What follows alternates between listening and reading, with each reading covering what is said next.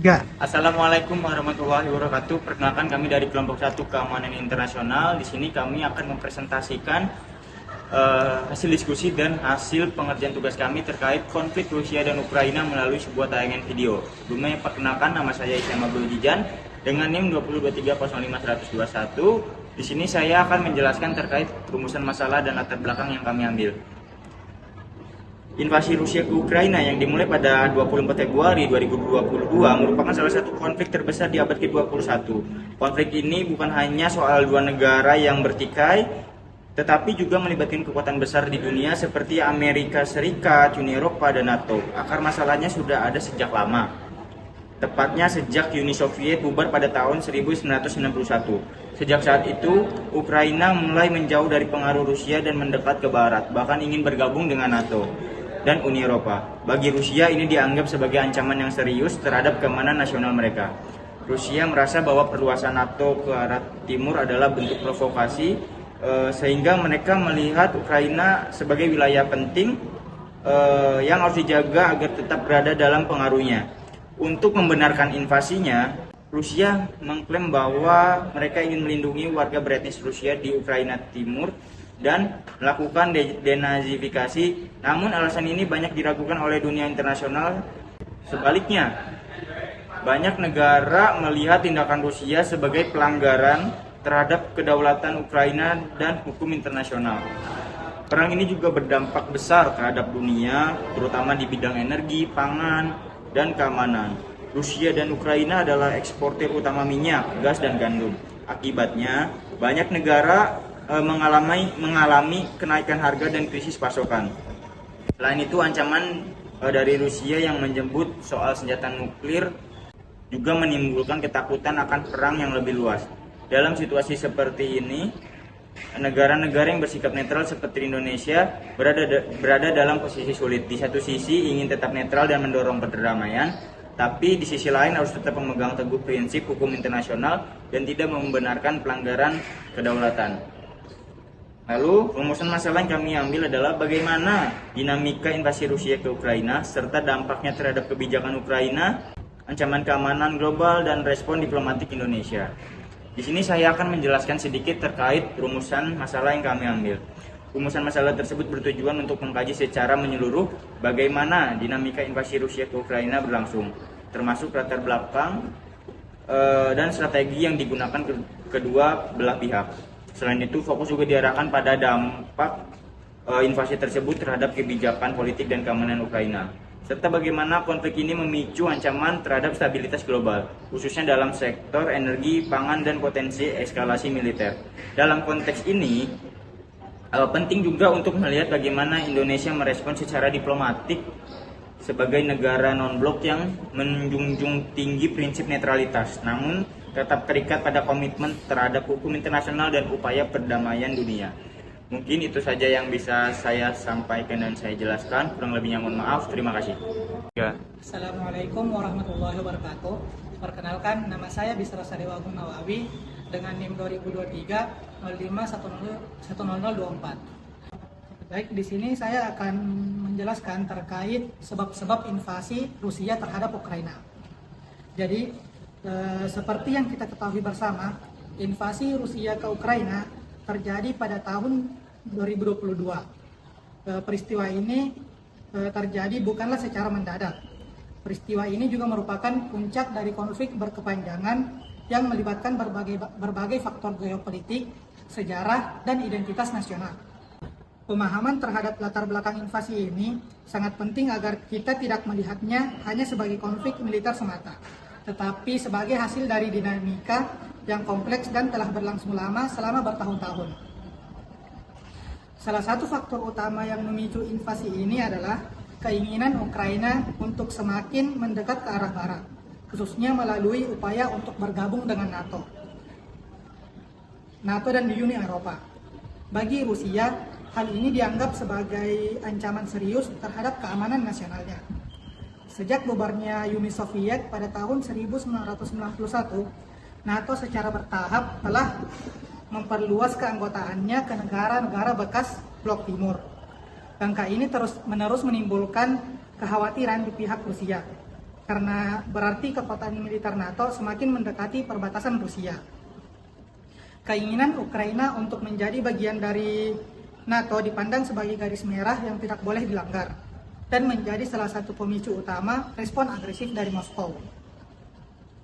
Selain faktor geopolitik, aspek sejarah dan identitas nasional juga memainkan peran penting. Presiden Rusia Vladimir Putin secara konsisten menyampaikan pandangan bahwa Ukraina adalah bagian dari dunia Rusia dan memiliki ikatan sejarah, budaya, serta bahasa yang sangat erat dengan Rusia.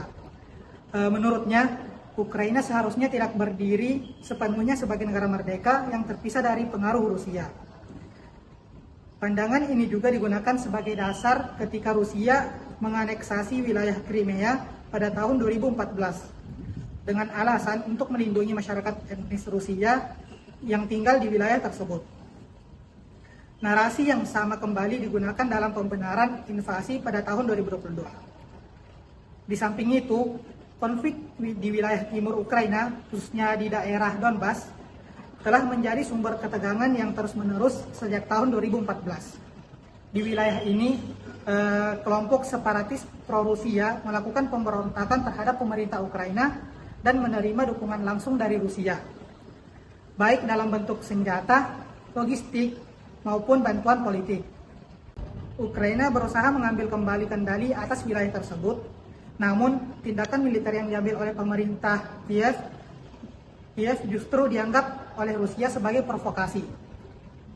Ketegangan yang terus meningkat di wilayah ini menjadi titik krusial yang mendorong eskalasi menjadi perang terbuka. Dari berbagai faktor tersebut, dapat disimpulkan bahwa invasi Rusia terhadap Ukraina merupakan hasil dari gabungan berbagai dinamika yang kompleks, mulai dari ketegangan politik antara Rusia dan Barat, kekhawatiran terhadap ekspansi NATO, persoalan identitas nasional yang dipolitisasi, konflik yang belum terselesaikan di wilayah timur Ukraina. Semua faktor ini saling berkaitan dan memperparah situasi hingga akhirnya memicu pecahnya perang. Oleh karena itu, pemahaman yang mendalam terhadap akar permasalahan sangat penting dalam mencari solusi jangka panjang bagi perdamaian di kawasan tersebut.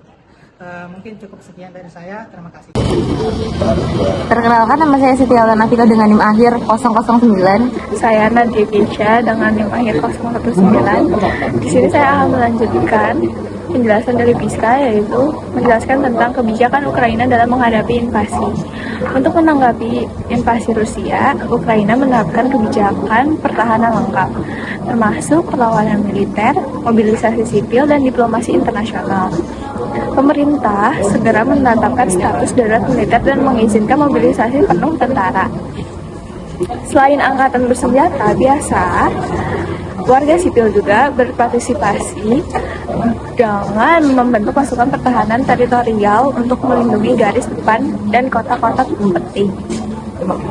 Melalui pidatonya di Parlemen negara-negara Barat dan sebagai forum internasional, Presiden Volodymyr Zelensky aktif mendukung dari seluruh dunia. Ukraina meminta bantuan dalam hal sistem pertahanan udara, persenjataan, dan dukungan ekonomi. Rusia meminta bantuan militer dan sanksi ekonomi dari Amerika Serikat, Inggris, dan negara-negara Uni Eropa. Fokus kebijakan Ukraina di dalam negeri adalah meningkatkan ketahanan informasi dan menjaga infrastruktur penting. Pemerintah memperketat pengawasan media dan berusaha melawan propaganda dan serangan cyber Rusia. Selain itu, sebagai bukti komitmen terhadap prinsip demokrasi dan keinginan untuk berintegrasi dengan Barat, Ukraina mempercepat proses keanggotaan UE. Semua kebijakan ini menunjukkan bahwa Ukraina tidak hanya melawan invasi sebagai fisik, tetapi juga memperoleh legitimasi internasional dan dukungan global sebagai pertahanan moral politik terhadap agresi Rusia. Sekian. Sekian. Dan selanjutnya akan dilanjutkan oleh saya. Di sini saya akan membahas tentang simulasi perang nuklir dan ancaman keamanan global. Dalam konflik ini, Rusia-Ukraina berpotensi eskalasi konflik ke arah penggunaan senjata nuklir. Merupakan salah satu kekhawatiran yang paling besar gitu ya. Sejak perang dimulai, Presiden Vladimir Putin beberapa kali membuat ancaman terselubung tentang kesiapan Rusia untuk menggunakan kekuatan nuklir jika dia merasa keamanan negaranya terancam. Retorika ini telah meningkatkan ketegangan di seluruh dunia meskipun ancaman tersebut belum terjadi. Beberapa lembaga penelitian strategis termasuk Rand Corporation dan CSIS telah melakukan simulasi skenario perang nuklir yang menunjukkan bahwa negara-negara NATO kemungkinan besar akan memproses secara politik atau militer jika Rusia menggunakan senjata nuklir taktis di medan perang dengan Ukraina. Ada kemungkinan bahwa ketegangan ini akan berkembang menjadi konflik global yang sangat merusak dan menyebabkan korban dan mengganggu ekosistem, menghancurkan ekonomi global, dan menghancurkan kredibilitas internasional. Pada tahun 2022, mulai ini menunjukkan kelemahan sistem pencegahan yang ada di perjanjian seperti Traktат Non-Proliferasi Nuklir atau NPT, yang selama ini dianggap memiliki kemampuan untuk mencegah menggunakan senjata nuklir setelah Perang Dingin. Kekhawatirannya tentang konflik Rusia-Ukraina ini adalah bahwa negara-negara yang memiliki nuklir masih dapat menggunakan kekuatan mereka untuk tekanan politik atau militer. Untuk mencegah ancaman nuklir, komunitas internasional perlu memperkuat kerjasama diplomatik dan mekanisme pengendalian senjata, karena berpotensi merusak dan membuat kerusakan yang sangat besar. Dan ini tuh penting bagi organisasi seperti PBB, IAIE, dan negara-negara besar untuk mencegah konflik ini berkembang menjadi lebih mematikan atau semakin besar. Sekian, terima kasih. Selanjutnya ada bagian D, diplomasi Indonesia dalam konflik Rusia-Ukraina. Indonesia sebagai negara non-blok yang menganut prinsip politik luar negeri bebas aktif memainkan peran diplomasi penting dalam konflik Rusia-Ukraina. Pemerintah Indonesia memilih sikap netral namun tetap menegaskan pentingnya kedaulatan dan integritas wilayah suatu negara. Pada sidang umum PBB tahun 2022, Indonesia termasuk negara yang mendukung resolusi yang mengecam invasi Rusia dan menuntut penghentian agresi. Sikap diplomasi Indonesia juga tercermin saat Presiden Joko Widodo melakukan kunjungan langsung ke Kiev dan Moskow pada pertengahan 2022 dengan tujuan menyampaikan pesan perdamaian dalam menegaskan dukungan Indonesia terhadap dialog sebagai jalan utama menyelesaikan konflik. Meskipun tidak berperan langsung sebagai mediator, Indonesia berupaya menjadi jembatan komunikasi antara kedua belah pihak dalam konflik tersebut. Dalam forum internasional seperti G20 yang dipimpin oleh Indonesia saat itu, isu Ukraina menjadi perbincangan yang sangat sensitif. Indonesia menolak tekanan dari negara-negara barat untuk keluarkan Rusia dari forum tersebut dan memilih pendekatan yang inklusif dengan tetap mengundang Rusia. Pendekatan ini menuai kritik dari beberapa pihak, namun juga mendapatkan apresiasi karena mampu menjaga keseimbangan geopolitik serta membuka peluang dialog di tengah polarisasi global. Diplomasi Indonesia dalam konflik ini mencerminkan sikap hati-hati, netralitas aktif, dan komitmen kuat terhadap perdamaian dunia. Walaupun pengaruhnya tidak sebesar negara-negara besar, Indonesia berperan simbolis sebagai suara dari Global South yang menghormati hukum internasional dan mengedepankan penyelesaian damai. Terakhir ada kesimpulan. Invasi Rusia ke Ukraina menggambarkan kompleksitas dinamika geopolitik setelah era Perang Dingin, di mana aspek keamanan, identitas nasional, dan perluasan aliansi militer saling mempengaruhi. Dalam menghadapi serangan tersebut, Ukraina menerapkan kebijakan pertahanan menyeluruh dan berusaha memperkuat posisi internasionalnya melalui upaya diplomasi serta integritas dengan negara-negara barat.